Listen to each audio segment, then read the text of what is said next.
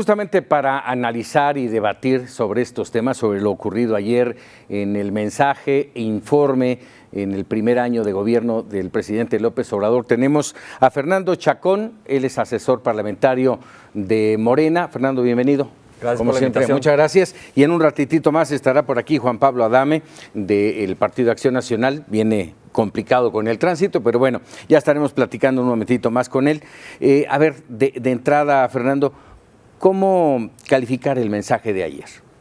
Lo calificamos como un mensaje de reivindicación del proyecto de Nación 2019-2024, en donde se aceptan errores, pero también los aciertos del propio gobierno. 89 de 100.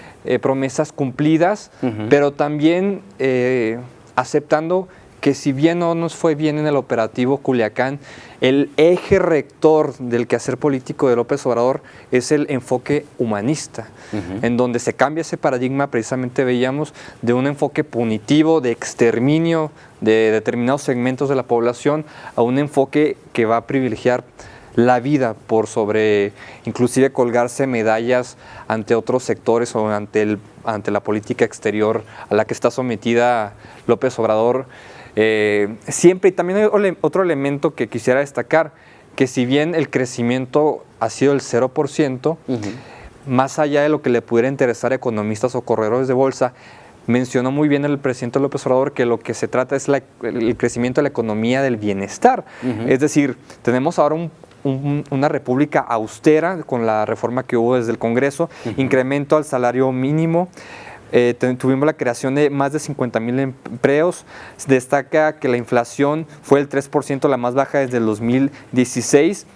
Y 7 de cada 10 personas indígenas ya están teniendo un apoyo, así como pensionados adultos mayores que están teniendo el apoyo del Estado cuando estos habían sido abandonados durante las últimas 3 décadas, cuando menos. 11 compromisos pendientes, de acuerdo a lo que expresó ayer el presidente. ¿Cuáles serían esos compromisos? Pues lo que está siempre sobre el tintero es el tema de la seguridad. De la seguridad. Reducir la tendencia que vaya a la baja, pero pues es un tema que hay que abordarlo con mucha responsabilidad y desde un análisis de la sociología de la violencia precisamente, porque ayer salieron muchos manifestantes de la oposición a exigir que ya no haya violencia, que haya paz, y veíamos a un Vicente Fox cuando hoy precisamente la periodista Anabel Hernández en su nuevo libro destaca que en 2012, Edgar Valdés Villarreal señaló públicamente que el presidente Calderón llegó a presidir reuniones con narcotraficantes para llegar a acuerdos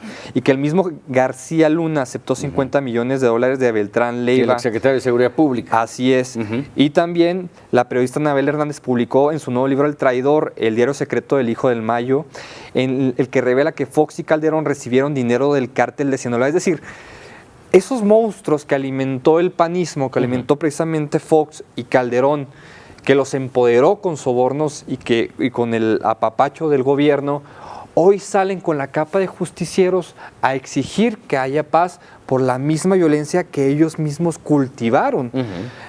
Ahora, todas esas personas, los chalecos amarillos, que más bien son naranjas, ¿no? Naranjas, una mala copia de los franceses, las bases del priismo, las bases del panismo, 5 integrantes de Futuro 21 y lo que queda del PRD, no lograron ni 4,000 personas en el Monumento de la Revolución. Eso da cuenta que a pesar de la enorme convocatoria que pudiera aparecer en redes sociales con sus miles de seguidores, la realidad de las cosas es que no tiene un correlato en las calles. Y qué bueno que la derecha por fin salga a las calles cuando no nos bajaban de mugrosos y de chairos. Ahora, finalmente, Fernando, sí hay una demanda nacional de que queremos paz, de que queremos acabar con estos temas de violencia. Y yo te preguntaría aquí, más allá de lo que hayan hecho estos funcionarios públicos, estos presidentes, que estamos totalmente de acuerdo que no fueron las estrategias adecuadas o no las llevaron a cabo como debieron para acabar, sí, que se han ido incrementando desde Felipe Calderón para acá, se ha ido incrementando la violencia. La estrategia que hoy está trabajando la administración del presidente López Obrador, ¿es la correcta? Yo creo que es la correcta, por supuesto, pero que no da resultados en el corto plazo. No estamos en el cortoplacismo. Es decir, un tejido social que está totalmente roto, donde contextos de precariedad empujaron a la criminalidad a varios segmentos de la población mexicana, muchos de ellos jóvenes. Estamos ante un panorama político en el que López Obrador, con reformas integrales, con una política social de recuperar a todos esos segmentos que el crimen organizado había cooptado, nos va a dar resultados hasta dentro de 1, 2, 3 años. La creación de la Guardia Nacional y su despliegue y toda la serie de reformas que con mucho dolor, aquí está Juan Pablo, se pudieron sacar en el Congreso, gracias. Tanto en el Senado como en la Cámara de Diputados. Todo ese andamiaje que está instrumentando el Ejecutivo Federal no va a dar resultados en un año cuando tenemos una descomposición social de cuando menos 30. Aunque el presidente en su momento dijera desde campaña que esto iba a acabar de tajo. Yo ahí creo que el presidente pecó de un optimista esperanzador. Ajá. Pero ayer fue muy claro y se puso muy Gramsciano al decir que estamos en el momento en el que lo viejo no se termina de ir y lo nuevo no termina de llegar. Y es ahí donde aparecen los monstruos, 28,000 asesinatos que hemos visto este año y que por supuesto son una alerta roja para todos, pero en cualquier cambio de régimen, cualquier transición, es un elemento traumático para toda la sociedad. Se rompen los pactos en las cloacas del poder que había con el crimen organizado. Veíamos lo que decía Anabel Hernández. Y por supuesto que hay reacomodos del crimen organizado, y en esos reacomodos hay asesinatos, hay desapariciones y hay feminicidios. Así es, damos la bienvenida a Juan Pablo Adame, secretario técnico del PAN. Bienvenido, Juan Pablo. Arrancamos hace apenas unos minutitos esta charla, y mi primera pregunta era, ¿cómo calificar este mensaje, el mensaje de ayer, a un año? Bueno, primero me da mucho gusto estar en tu programa, Francisco, y también con Fernando, con el cual se puede debatir en las ideas. Muchas veces no coincidimos, pero siempre hay un espacio para poder contrastar. Y yo quiero retomar uno de los mensajes del presidente López Obrador, porque nos dice, en un año más se verán las transformaciones. Así es. Y daba un mensaje también de colita, pues, para los que somos sus opositores, ¿no? Porque dice, los conservadores ya no podrán echar esto abajo. Yo quiero dividir esos dos mensajes, porque en la campaña nos dijo que a los pocos meses ya sí iba a ver los resultados. Sí. Y generó una gran expectativa al respecto. La gente le creyó y dijo, órale, en unos meses ya. Porque lo que tenemos que reconocer es que no hay político que conozca más y que recorra tanto como el presidente López Obrador. Eso hay que decirlo en la mesa. Pero reconociendo y conociendo cómo está la desesperación de la gente para que ya se den los resultados, sí me pareció irresponsable que desde el inicio se dijera en unos meses va a estar. Porque pues por todo lo que se está encontrando nos damos cuenta de que no va a ser en meses. No era una tarea fácil, sin duda. Sí, pero es otra vez un discurso de campaña que vemos que los políticos suelen decir muy fácil, en un año yo voy a corregir. A ver, recordemos la campaña de Enrique Peña Nieto. Él dijo, vamos a cambiar y a pacificar también este país. Vamos a cambiar la estrategia de Felipe Calderón. No pasó nada. Ni la cambió. 6 años y se puso peor. Y ni la cambió, y pareciera que ahora tampoco ha cambiado el tema del militarismo. Un año después vemos a una Guardia Nacional que es apoyada por todas las fuerzas políticas, pero que tampoco ha cambiado y no se ha bajado esa percepción de inseguridad entre la gente. La gente se sigue sintiendo insegura y eso está a la vista de todos. Entonces, no hay un punto de quiebre ni con un nuevo gobierno, y por eso retomo a Enrique Peña Nieto, ni tampoco con una nueva estrategia, porque Peña Nieto pues, nos dijo que era una nueva estrategia, pero no la enseñó. Aquí estamos viendo una Guardia Nacional que hay una nueva estrategia y una ley de amnistía que todavía no termina de nacer en la Cámara de Diputados, que parece que va a ser aprobada en unos días y que llega al Senado de la República, pero que también esa ley de amnistía, no sé si coincidan, pero deja dudas de cuál va a ser su aplicación real, si perdonar a los criminales o perdonar a cierto tipo de personas que han cometido actos delictivos y que no tienen por qué estar en la cárcel. Entonces, ahí hay una parte todavía gris que no acabo de entender, y que yo sí lo manifiesto con Fernando, contigo y con el auditorio. Yo sí quiero ver en paz a mi país, porque Ni la estrategia de Felipe, ni la estrategia de Peña Nieto, ni la estrategia de López Obrador han funcionado, y creo que estamos deseosos de que una estrategia funcione. Hay un tema ahí que me llama mucho la atención y tiene que ver, bueno, sin duda, de ayer del mensaje, dos temas pendientes, tú ya los mencionaste, Fernando, en el sentido de lo económico y el tema de la seguridad. Son los dos grandes pendientes, creo yo, que mencionó ayer el presidente. Pero me llama mucho la atención porque ya en esta breve charla ya ha salido el tema de Felipe Calderón, de Enrique Peña Nieto, e insistentemente el presidente habla de las administraciones pasadas. ¿No es momento ya de dejarlo atrás y aceptar los errores, aceptar los aciertos, que hay muchos también, por supuesto, pero empezar ya y dejar aquello que de alguna manera incluso hasta polariza? Bueno, en los discursos de López Obrador se nota que es un politólogo. Los politólogos utilizan como categoría de análisis la sociología y la historia. No se puede explicar el presente sin hacer un correlato del devenir histórico en el que estamos hoy en día y hacer un corte de caja de los 28,000 muertos que tenemos hoy en día y achacarlo solamente a que es una mala administración, me parece un tanto injusto cuando el caldo de cultivo se exacerbó. Precisamente lo veíamos con Felipe Calderón y su guerra contra el narcotráfico. El cambio de paradigma ahora es humanista, ya no es mano dura, exterminio a sectores juveniles, sino que es vamos con política social, vamos con inteligencia financiera, vamos a cortarles también parte de su financiamiento con la legalización de la marihuana, que será en próximos meses.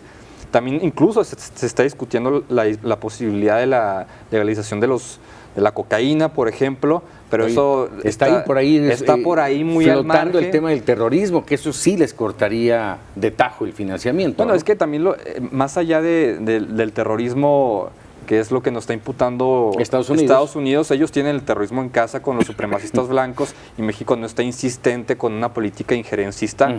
Más allá de la ley patriota y la ley antiterrorista de Estados Unidos, nosotros tenemos elementos para poder combatir al narcotráfico, no de manera frontal, sino desde otras aristas, porque ya vimos que de manera frontal tuvimos un fracaso rotundo y tuvimos pérdidas humanas, desplazamiento de mexicanos a Estados Unidos o a otros lados, o simplemente su desaparición.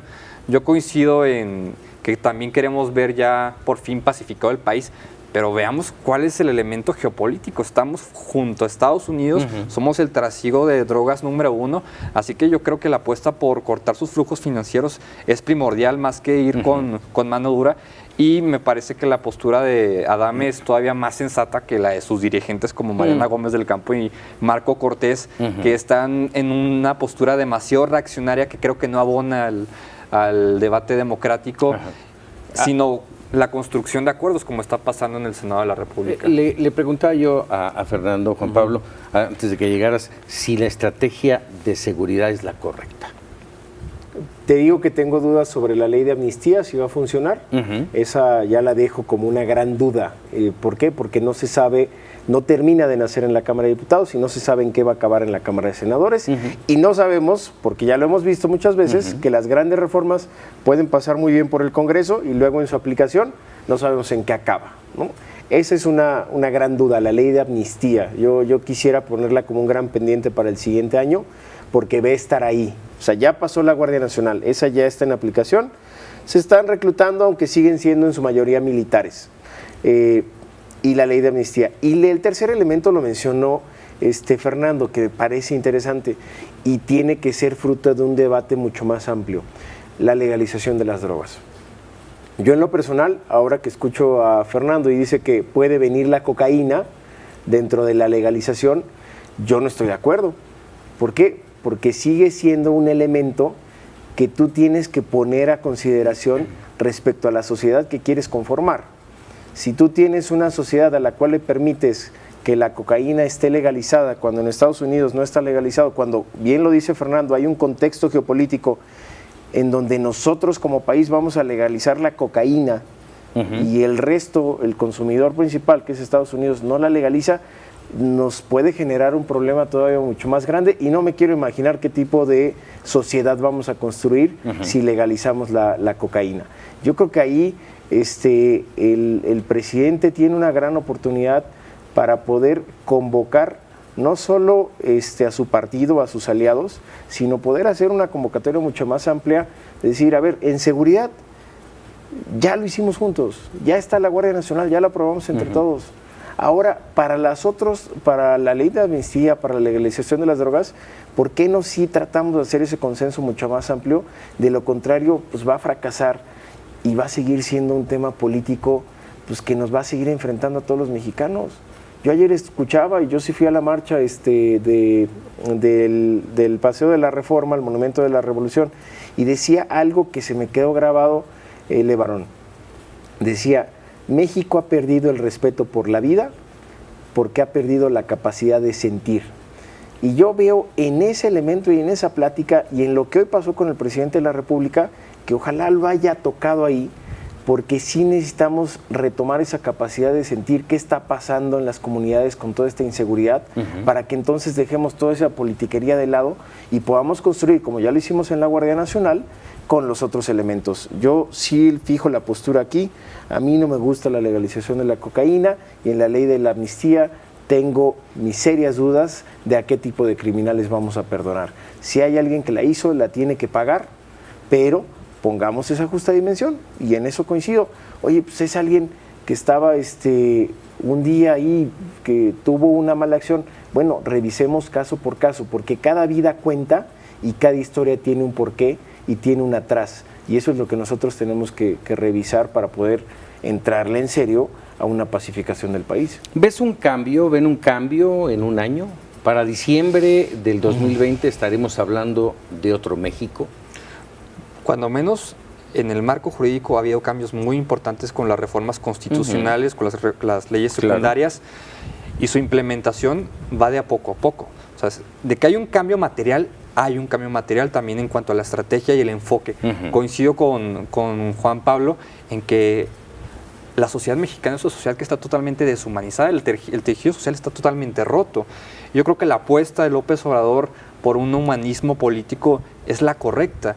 Estábamos en políticas sumamente fascistas de exterminio y la construcción de un otro que puede ser desechable, y eso ya no puede estar más en México contemporáneo. Yo también tengo mis serias dudas con la legalización de la cocaína, pero tampoco podemos ser ingenuos, aun y cuando en el supuesto de que se legalice la marihuana, que esa es muy segura, pongamos que la cocaína, el crimen organizado está como un estado paralelo que también tiene sus fuentes de financiación en la trata de personas, en el secuestro, en paraísos fiscales. Es decir, el reto que tiene López Obrador contra el crimen organizado es demasiado complejo como para irnos a elementos demasiado simplistas de que no hay paz, López Obrador fracasó, sino que hay que apoyar todos, porque la inseguridad le pega, no importa si soy de Morena, él es del PAN, él es del PRI, nos va a pegar a cualquiera. Entonces hay que abonar a ello y tampoco ser vendepatrias y pedir que venga Estados Unidos a rescatarnos cuando sabemos que la historia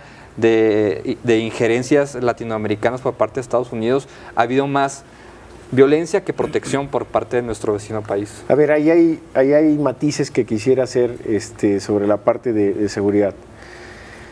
Sí me parece que uno de los grandes errores de este año es el operativo de Ovidio Guzmán. Culiacán. Sí, el culiacanazo.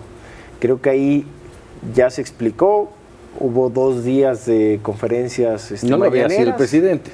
Entonces, pues él dijo que lo vamos a transparentar y hasta dio el nombre del que estuvo ahí, yo creo que de manera incorrecta, el general secretario. Pero sí veo que ahí te está dando un signo de que algo falla en la comunicación, en el mando, en las órdenes, en la forma de implementar una estrategia. Yo creo que ahí sí hay un gran error de este año y yo sí espero, por el bien del Estado mexicano, que no se vuelva a repetir. O sea, sí hay que ir por Ovidio Guzmán, que vayan con toda la fuerza del Estado y que lo agarren en este sexenio.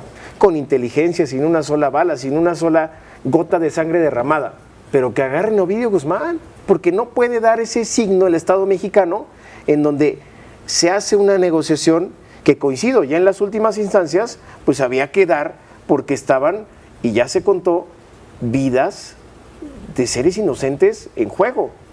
Pero para llegar a ese punto, pues antes hubo una estrategia que no funcionó. Entonces, ese sí es un deseo que yo tengo para los siguientes 5 años, que sí lo agarren y que el Estado mexicano tenga esa fuerza.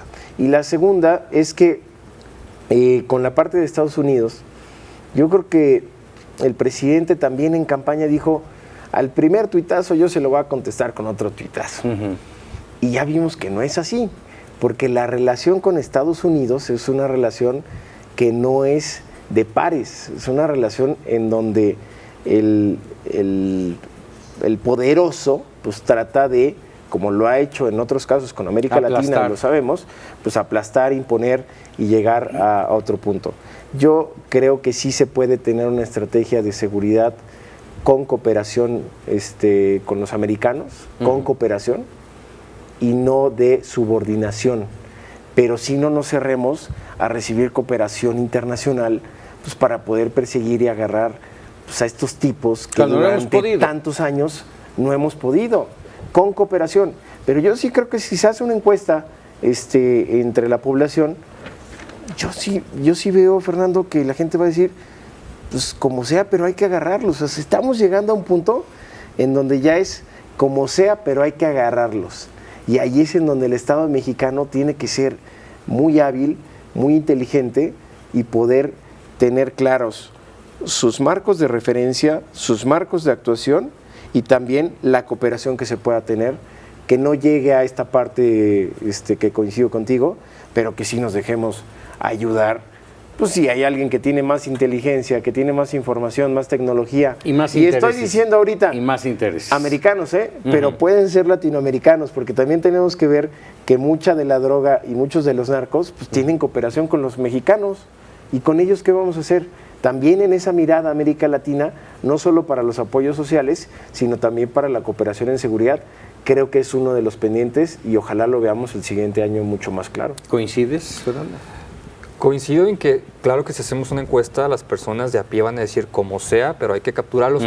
Pero recordemos que las razones del hombre no son las mismas que las razones de un hombre de Estado.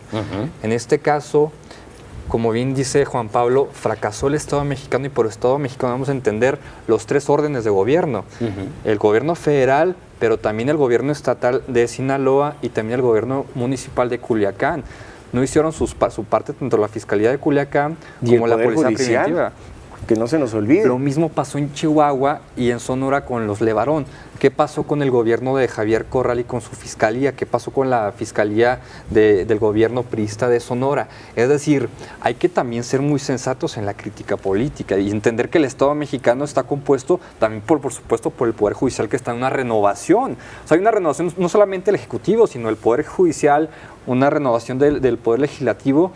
Y yo creo que en este caso concreto del caso de Ovidio, la razón de Estado fue en la ponderación de entre mando más elementos a reforzar, a provocar una masacre de mis militares y de toda la población civil, pues la razón de Estado, pues vamos a ceder un paso adelante y 2 atrás.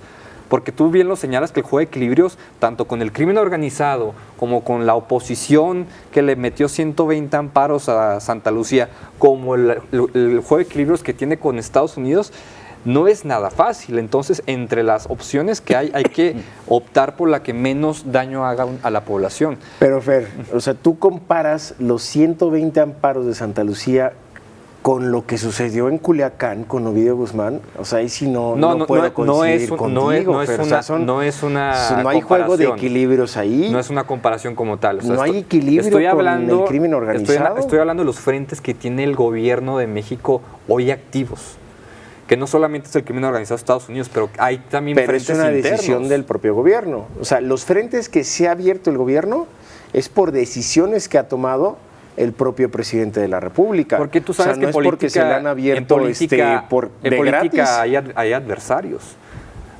Para Calderón había enemigos que eran eliminables, pero para López Obrador hay adversarios y eso se vale en política. La democracia no es ese cuento fabuloso de hacer pactos y consensos, sino que hay realmente una lucha entre ideologías, entre intereses, y en este caso el interés del gobierno de México es poner encima de la mesa políticas sociales que nos permitan recuperar a esos sectores que se dejaron de abandonar durante décadas y que el crimen organizado ya no llene sus filas de esos jóvenes que están en condiciones sumamente precarias en contextos de violencia. Yo creo que esa es la apuesta y habrá que esperar y estamos esperanzados y yo creo que hay que también esperar de la oposición mucha ayuda en este Ahorita que caso. tocaste ese tema de los jóvenes, me llama también poderosamente la atención que el presidente dijo, no hemos alcanzado el crecimiento esperado, pero hay mejor distribución de la riqueza. ¿Cómo? Pues yo te lo decía al inicio del programa, una economía del bienestar, sociales, ¿no? se incrementó el salario mínimo, hoy 7 de cada 10 indígenas tienen un apoyo, ya hay 250,000 personas mayores con una pensión, el programa Jóvenes Construyendo el Futuro ya está en el riel. Lo que yo no veo, lo que yo no veo son documentos, cifras que constaten eso que dijo ayer el presidente. Dijo, 50% de las familias ya reciben el apoyo. ¿Dónde? No lo vas a ver. Cuando recibimos mensajes, de, oiga, no me ha llegado desde hace tantos meses mi apoyo. No hay quien me diga. Mira, seguramente lo vieron los que están aquí en la mesa y los que nos están escuchando. Este estudio que hizo Luis Estrada de SPIN, en donde dice, bueno, pues hay 46% de datos que se dijo ayer en el evento del Zócalo que no se pueden comprobar, como este que tú dices, ¿no? Ajá. Oye, pues ya la gente está feliz. Bueno, ¿cómo se comprueba eso? Pues no tiene. Oye, los programas sociales pues ya están, pues no está todavía tan comprobable. Creo, si otra vez ponemos el tono justo de lo que pasó ayer, hay un riel, como lo dice Fernando, en donde ya empezaron a entregar los programas sociales. ¿Cómo se han entregado?